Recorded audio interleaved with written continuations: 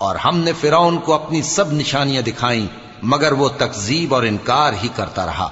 کہنے لگا کہ موسیٰ، کیا تم ہمارے پاس اس لیے آئے ہو کہ اپنے جادو کے زور سے ہمیں ہمارے ملک سے نکال دو؟ تو ہم بھی تمہارے مقابل ایسا ہی جادو لائیں گے، تو ہمارے اور اپنے درمیان ایک وقت مقرر کر لو کہ نہ تو ہم اس کے خلاف کریں اور نہ تم، اور یہ مقابلہ ایک ہموار میدان میں ہوگا۔